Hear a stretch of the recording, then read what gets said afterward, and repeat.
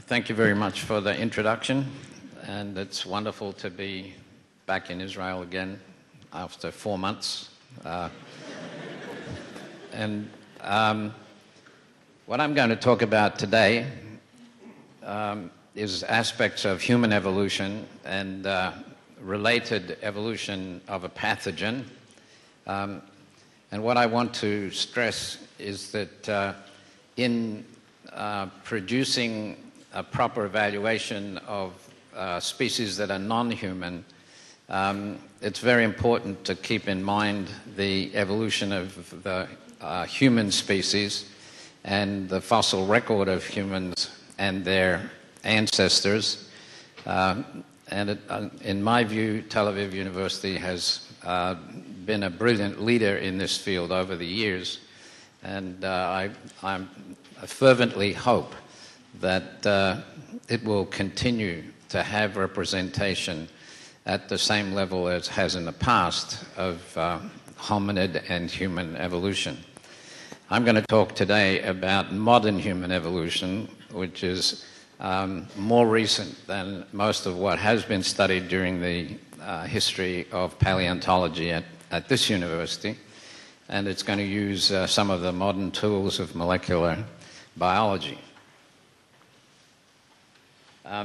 Starting about 20 years ago, my long-term collaborator, Luca Cavalli-Sforza, and I suggested that instead of just having a human genome project in the United States, we should have a human genome diversity project, so that instead of studying the genome of one Caucasian or European origin individual, we would have a picture of how much human variation there was around the world.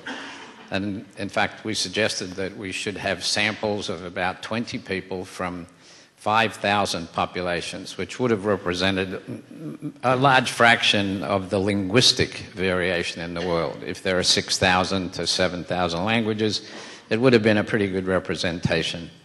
And the cost of doing that project would have been about 1% of the cost of the Human Genome Project.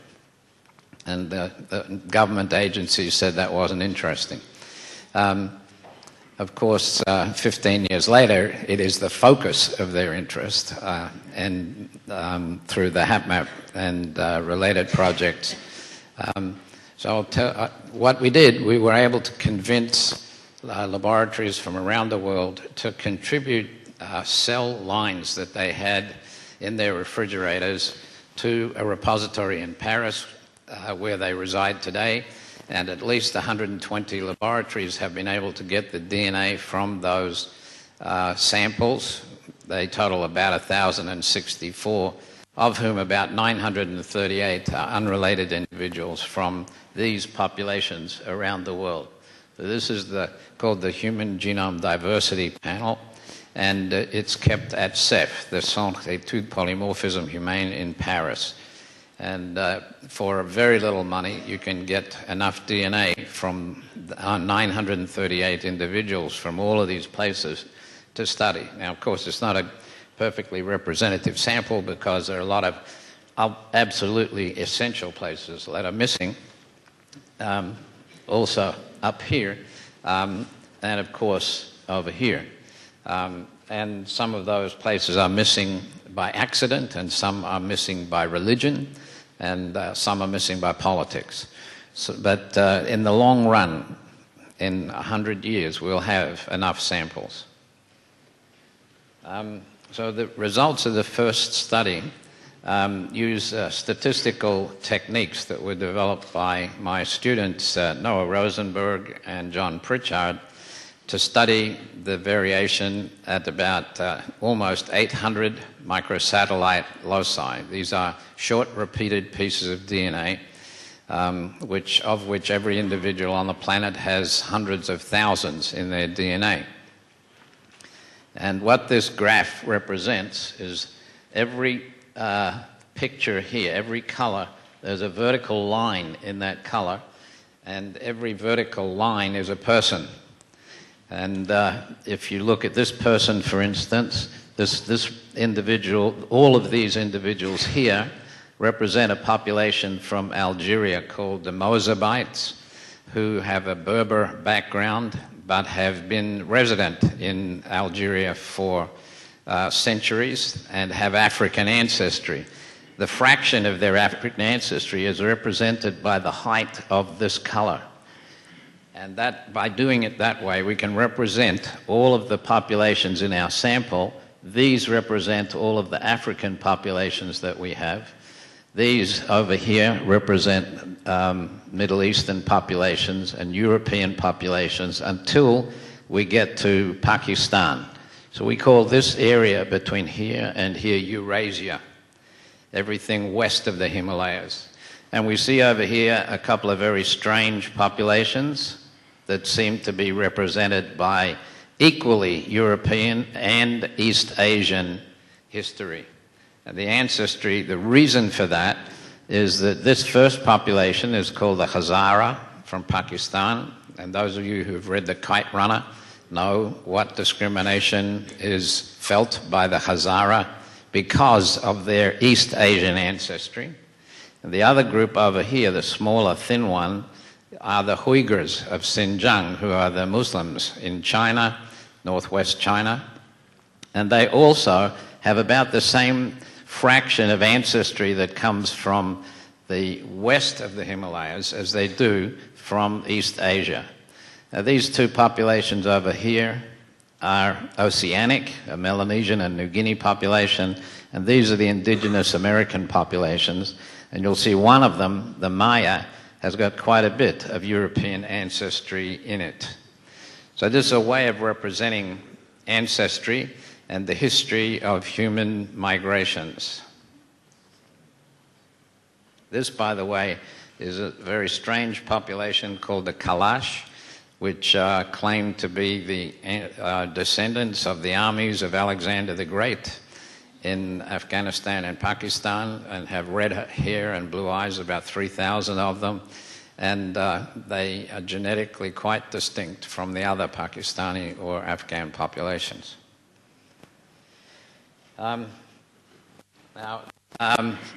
When you look at the African populations, you can see that they're largely separate from all of the other populations.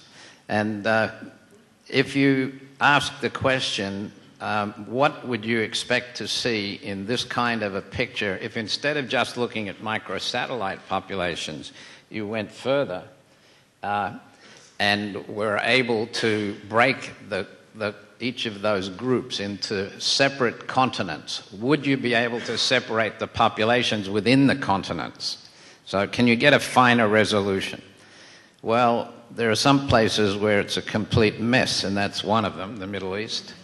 But in the Americas, almost each of the populations are completely identifiable. And the same is true to some extent in Africa. These three populations here are hunter-gatherer populations, and these two are farming populations. But Europe is not easy to break up, except for this one group here, which is very well known to be linguistically extremely unusual, namely the Basques. And they're not only linguistically unusual because nobody knows what family of languages to put them in, they are also genetically unusual. So if you take this group up here, for instance, the Americas, and you look a little further into the Americas, and we're able to get samples from indigenous populations around the continent, we find two things. First, there's one allele, one microsatellite allele, that is found only in the American populations. It's found in all of these populations, plus two other worldwide populations, and both of those are in Siberia, which is a very strong indication of the migration across the Bering Bridge of the Americans into what we now know as America, probably 15,000 years ago. But these American populations are characterized by being very separate from one another. And we can ask the question, what is it about these populations that makes them separable? And the answer is what we would call the serial founder effect. And I'll show you more evidence of the serial founder effect. The serial founder effect is a process by which one population leaves Africa. It's a sample of what was in Africa, and this happened sometime between 50 and 70,000 years before now. And that sample, a sample of that sample then moves to the next population, and a sample of that sample keeps moving until you get to the Americas, where you have the frequently subsampled populations. And mathematically, if you did this on a computer, it would take you 5 minutes to see that the amount of variation is going to decrease over time in each of those populations, and the populations are going to become more and more different from one another. And that's what happens in the Americas, and why the American populations are so easy to separate one from the other genetically. They've gone through what we call a lot of genetic drift, and I'll show you great evidence for that. Now, all subpopulations that migrate have less variation than the source population because they're smaller populations, and the amount of variation is proportional to the size, and we'll get into that in a minute. So now the next step was to ask what at the level of finer structure of the DNA. And after we did the first study, we were able to use a chip that had 650,000 polymorphisms on it, each one of them a single nucleotide polymorphism. So we're able to get a handle on much more of the DNA variation. And we took 938 of the people, because using that previous data, we were able to find that those people who had submitted those samples to Paris hadn't bothered to check whether they were relatives or not. And we were able, by using the DNA, the genetics, to tell that they were relatives and eliminate them from the sample. So there's 938 that are unrelated. And when you do that, the Middle East pops up again as quite interesting. And if you look carefully, one of the most interesting of the Middle Eastern populations is one you're very familiar with, because every individual seems to be a little bit different. These are the Bedouins. The Bedouins have a lot more variation between the individuals than almost any other population. But you still see these populations in Pakistan, the Hazara, but now you see that they're represented by three groups. So when you talk about ancestry, you can't say this is this race or that race.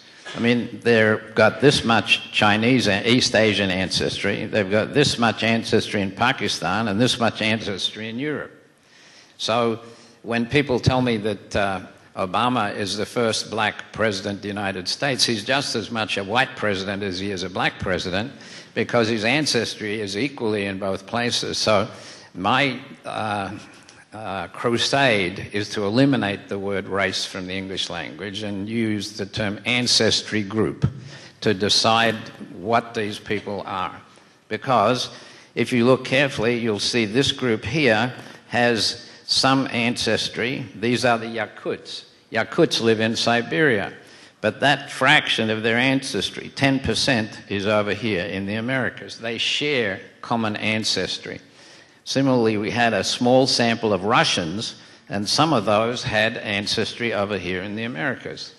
So the ancestry group tells you about the history, and the history of migration in particular.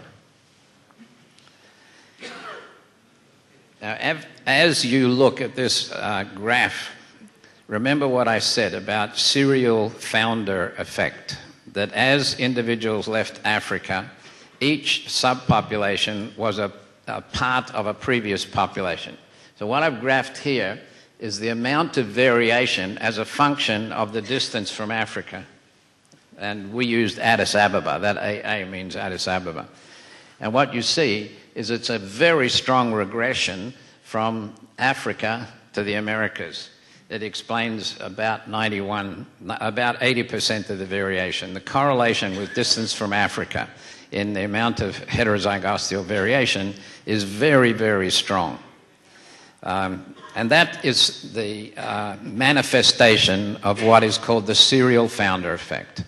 And we've published several mathematical papers where you demonstrate that this is a completely explainable consequence of the process of migration out of Africa. Now I'm going to show you a particular subset of the populations that we studied. These are the East Asian populations, and there's a Cambodian group, a Japanese group, but I want you to focus on these individuals up here because they're all in the north and they're all close to the border of Mongolia. And when you look at their genetic variation here, they all represent speakers of Altaic languages. Altaic is ancient Turkish. And you'll see that Japanese, which is now classified as an Altaic language, you look at the difference, which is broken here. All of these speakers up to there are Sino-Tibetan language, and these are all Altaic languages. So the language groups and the genetic groups are actually reflections of one another, which is not surprising. It's just that you have to do the work to show it. In fact, if we plot phonemes and you look at the total phonemic variation, and that phoneme is almost like a syllable in a word, and you look at the variation in phonemes as a function from distance from Africa, you see basically the same graph. That was done by Atkinson recently, and we've done a much, much larger study of 2,800 languages with 800 phonemes, and we see about a 50% correlation that goes down like that. So the linguistic variation, the cultural variation, is reflecting the process of migration and the serial founder effect just as well as the genetics does. And if you looked at statistics of cranial variation, you'll see exactly the same thing, and that was published by Baloo a couple of years ago. Now, if you ask, can you detect the process of natural selection going on during this migration? Is there any evidence of natural selection on the human genome during this process? It turns out that it's actually quite difficult to find it. And when you do find it, there are certain statistics that I'm not going to go into here, but when you ask, for example, those genes, and the genes are marked over here, and where they are on the chromosomes and the position on the chromosomes are marked down here, we find that if there is natural selection, it's different in the different populations. So these particular ones are the Biaka pygmies, and these particular ones here are the Bantu populations in Africa. And we see that whichever genes give you a sign of being under selection in the pygmies are not the same as the ones that give you the signature of being under selection in the Bantu populations. And that's true of just about every group that we look at. There are some populations and some genes which are really interesting when you look at the effect of selection. And those of you who have interest in the medical genetics know that the last 5 years there's been a huge number of studies of what are called GWAS, genome-wide association studies, where you look at 1 million SNPs and you ask which SNPs are associated with which diseases. And on the whole, they've been unsuccessful. There have been a few good documented, replicable successes. One is age-related macular degeneration. But in general, for example, if you ask what genes are associated with height, then we know that it's a very heritable trait, but it's been very difficult to explain using the DNA which genes are involved. We can explain about 7% of the variation in height using 1 million SNPs. The rest of them you can't. So what we did was to look at all the SNPs that we had in our studies for population variation and then match them up against all the SNPs that had been studied for diseases and ask, can you detect the signal of selection on diseases? Is there any relationship between those SNPs that are associated with diseases and those SNPs that we've seen variation for? And the answer is we found one group, and that one group is the autoimmune diseases. And those are diseases like psoriasis or celiac gluten-sensitive enteropathy or multiple sclerosis. A few examples like that, which are known to be autoimmune diseases, are related to the major histocompatibility system that controls your immune system. And what we see is that about 8% of those genes seem to be giving you a strong signal, and that IHS is a measure of how much selection is going on. I don't want to go into the statistics, but it's quite a complicated measure of the strength of selection. But what is interesting is that when you look at those parts of the genome that are under selection and that are related to the immune system, it turns out that a very high fraction of the alleles that are favored are the risk alleles, the alleles that confer added risk of getting the disease. Now, this is a conundrum. Nobody has been able to explain why it would be that if you have a gene associated with a disease, why the risk allele would be the one that's under selection.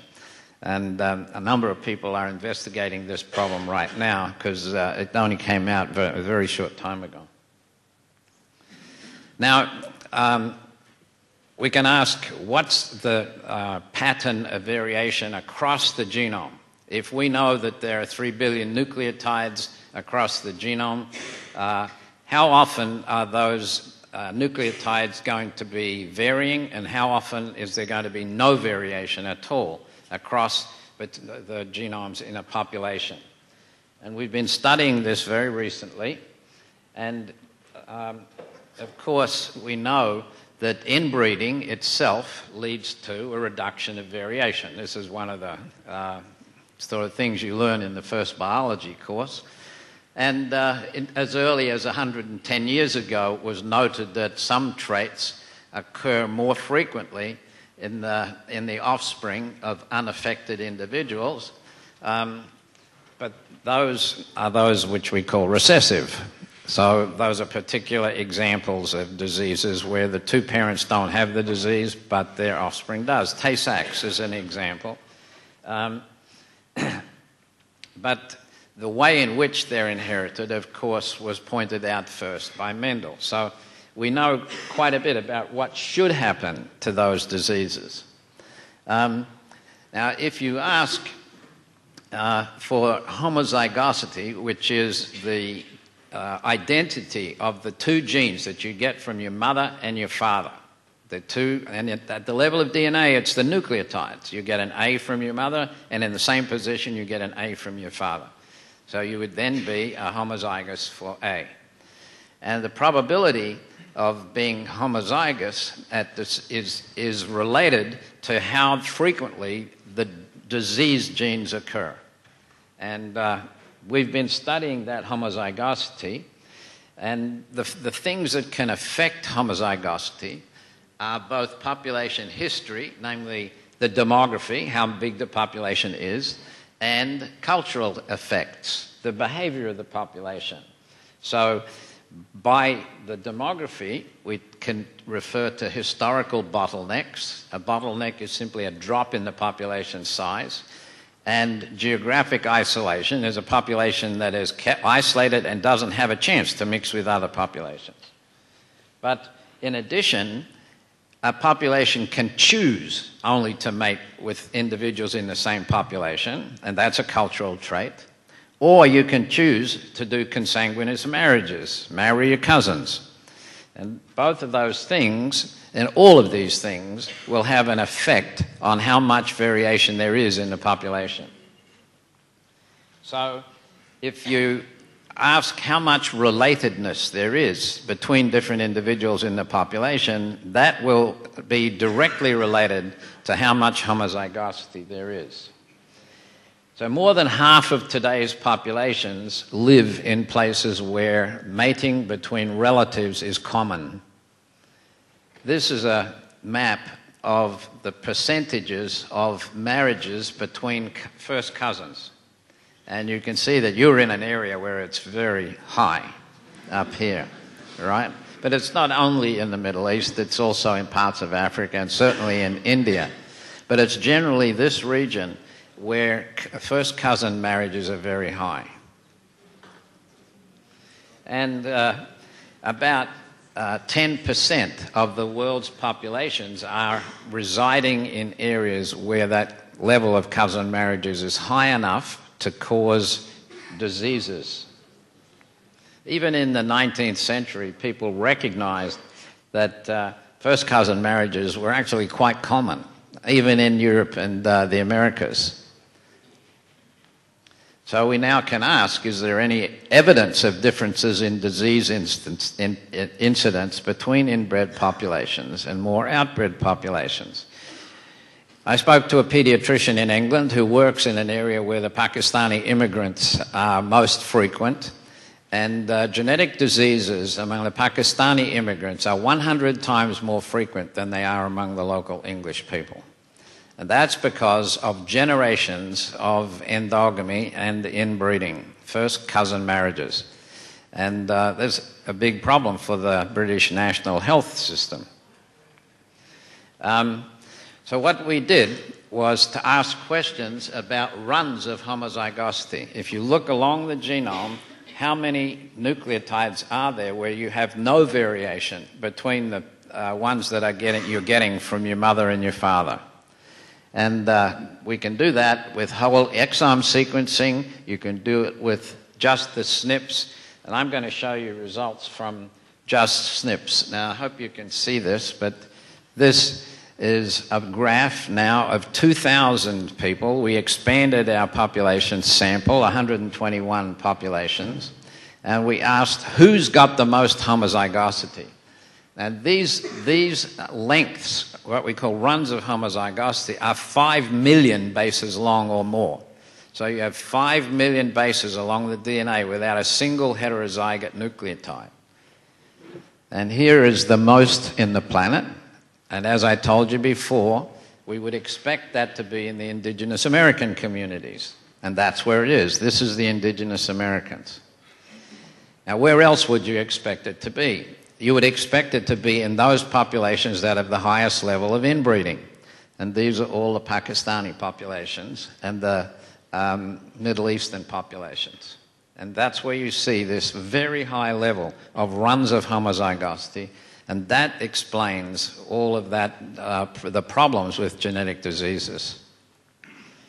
But that's not all. We can also look at particular groups. And in this, with a collaboration with my postdoc Brenna Henn and the company 23andMe, which is a commercial personal genome company where you pay money and you get your ancestry back and you get some information about your likelihood of getting diseases. And they have a very big sample. Now 120,000 people have paid their money and got their genes analyzed. But the interesting thing is how many of those people are Ashkenazi Jews. They're very interested in their ancestry. And what's interesting about those people is that among all of the people in the world, when you look at how much of their genome is homozygous, you'll see that those Brazilian tribes that number 200 or 300 people, which have the highest levels in the world, you can see how extremely homozygous they are because of their numbers. Then you have the Kalash, which I told you, a small population, and some other populations. But look at the Ashkenazi. They're way above the even Finnish or this big African tribe or any of the Europeans that we know about otherwise. So the Ashkenazi Jewish population is also characterized among the Western populations by having one of the highest rates of homozygosity. Now, we started a project that was of great interest to me because I'm also interested in linguistics. And there are 3 groups in Africa. This group, which is in Tanzania, a small group of 1,000 people. This group they're hunting and gatherers. a small group of pastoralists called Sandawi, and the San or Bushman population of northern South Africa. They've actually had some admixture over the years. The Bushmen are a desert population of the Kalahari and northern South Africa and Namibia. They are the only people on the planet who speak with clicks, like click languages. So when we began this project, we thought that maybe we would find some genetic affinity because their linguistic affinity was they only spoke click language. They're not mutually intelligible by it. They don't understand one another. So when we did this in Africa, what we find, and we used the hap map as well, we put this group over here as a control. These are the Italian Tuscan populations. And what we find is that there are two groups of Bushmen. This group in here, this Bushmen with no admixture at all, they're Namibian San who live a long way from anybody. They're really hunters and gatherers.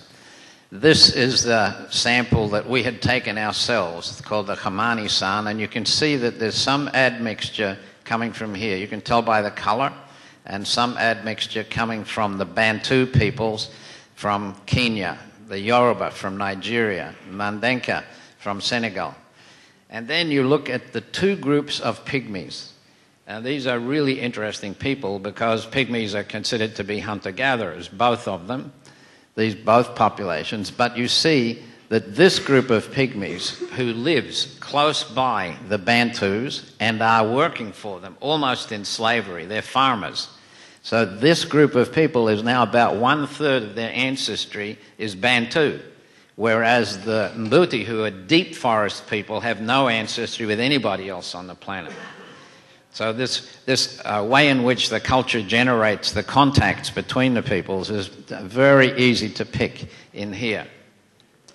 Now, that led us to ask questions. By the way, this population is the famous Maasai people, and you can see that they're quite variable. They've had a long history of mixing with other peoples in the neighborhood. I don't have to show you the principal components analysis because that just shows you what we just saw in a different way. This is interesting because we can look now, we can do what's called chromosomal painting.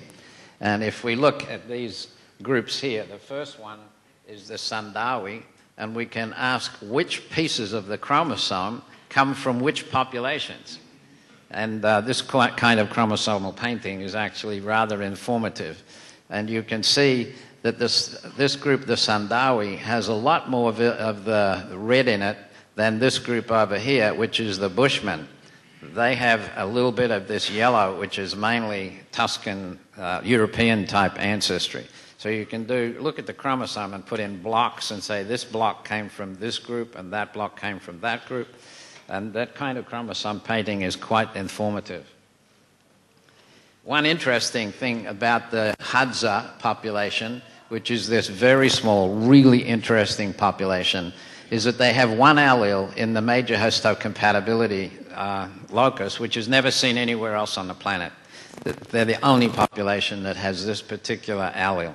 And if you have a small population like that, you might expect that. Here's an interesting example from the Sandawi. The Sandawi have one allele that's at 19%, which is higher than the frequency anywhere else in the world.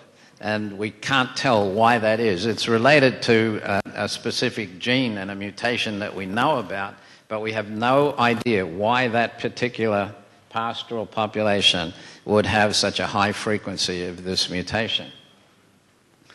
Now, when we asked, can you tell the history of Africa, the migrations in Africa, we know pretty well that modern humans left Africa between 50 and 70,000 years before now. And can we tell where those people originated?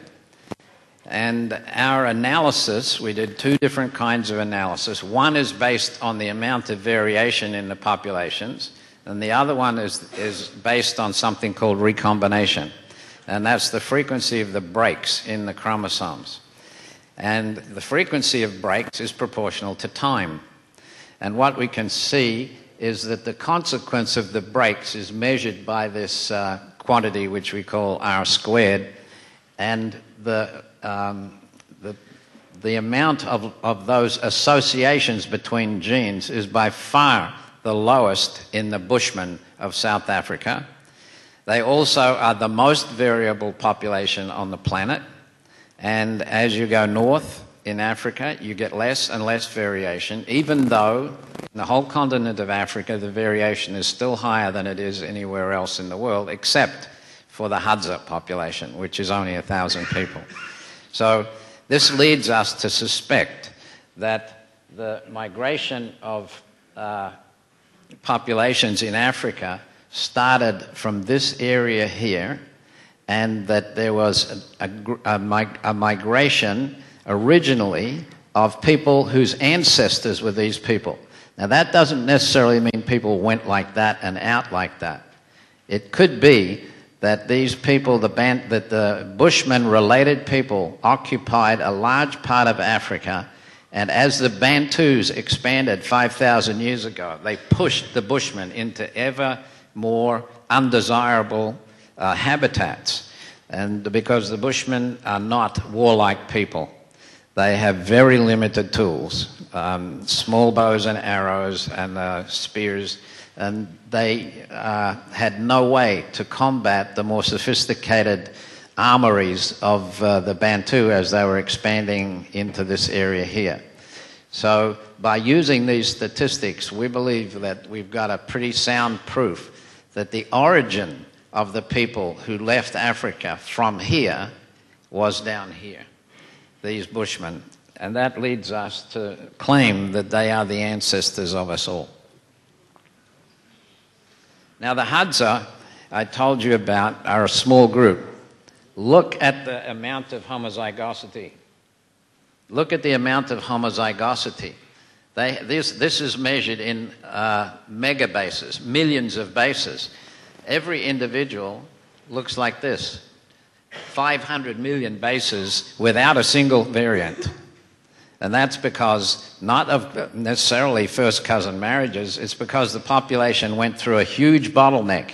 And we estimated the bottleneck to be a drop of about six-fold, that the population at some point in time went down by a factor of 6.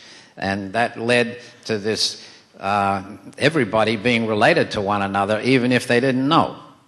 And that's one of the consequences of demography. If the population drops, then anybody who marries anybody else is going to be related eventually at some degree. Now I'm going to finish with another migration story, a story that I've been working on with a postdoc named Caitlin Pepperell, who's a specialist in infectious diseases, and especially tuberculosis. Tuberculosis is a terrible disease, and if you look at this graph here, the dark colors tell you the incidence in per 100,000 people. And you can see that a lot of this part of the world, it's a very severe disease. 8 million people have this in the world, and about 1.4 million people will die this year of tuberculosis.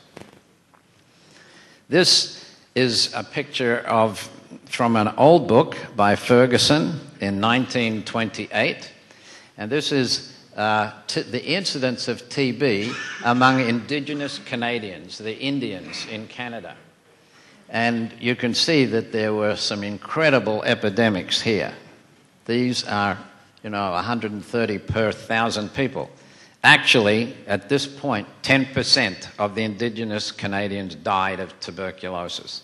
And this was when, just after the extinction of the bison, they were put into reservations by the European Canadians under terrible conditions.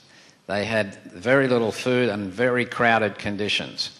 There were two main epidemics. There's one here and this area around here where TB was very prevalent. How did they get the TB? How did it come there? Well, this tells you a little bit about the molecular biology. There is TB, the bacterium, is not an easy bacterium to study. It's about 4 million bases long, and in our hands we've sequenced now about almost 50 samples of TB, completely sequenced.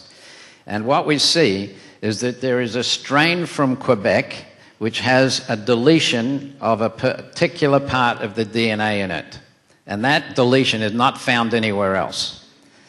It's not in any other populations around the world. This is a picture of, she was actually drawn by this woman, and this is the Canadian fur trappers, the French fur trappers who went up the rivers from Quebec, working for the Northwest Fur Company, to buy or trap furs from the Indians. And the French were different from the British. The French actually cohabited with the Indians. The British were hands off, and they were mainly homesteaders. And here is a map of the routes from Quebec. And this blue route is how they got into Saskatchewan. They went along these rivers here. And as they went along the rivers, they dropped both genes and bacteria.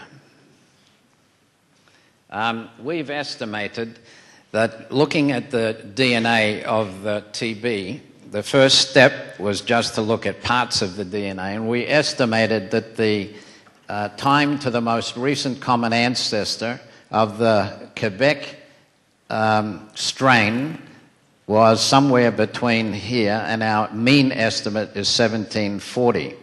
The historical prediction would be between 1608 and 1760. That's not based on the full sequence, that's based on parts of the sequence. When we do the full sequence, when we look at 47 complete genomes, there's about 4 million base pairs aligned and about nearly 14,000 variable sites. We see that the ancestry of the TB from around the world, 47 accessions from all around the world. These are the American ones from Saskatchewan, and these are corresponding to other parts of the world that you see by the colors up here, where they've been taken from people with TB, actual disease. To compare this with the human genetic variation, this is about 2,000 years, which is a tiny fraction of human evolution. This is, that going back here is about 100 to 120,000 years, which is where we believe the time to the most recent common ancestor is for humans, which is the Bushmen. But you can see this time here is known. This is when this strain, H37RV, was put into the laboratory, 1905. That's the year. This estimate from our new data is 1790. And we can calibrate the rest of the origin down to when we believe TB, as it exists today, has its ancestry at 2,190 with plus or minus a few hundred years. So using this kind of analysis, we can tell a lot about the history of pathogens. You just have to be able to get your hands on the pathogens and sequence them and get samples from around the world. And you can do that with Helicobacter pylori, the one that causes ulcers, and that shows almost exactly the same pattern of migration out of Africa as the human variation does. And the reason for that is that pylori is one of those very few bacteria that recombines like humans do. TB does not. It's clonal. And the difference between what you would expect with a recombining system and a clonal system is really different. So this idea of using what we know about the human migration, about the 5,000 trappers, and we can read the books of the Northwest Fur Company and see who went and when they went and how far they went, we can tell that they are the origins of the TB in the Saskatchewan Indian population. Thanks.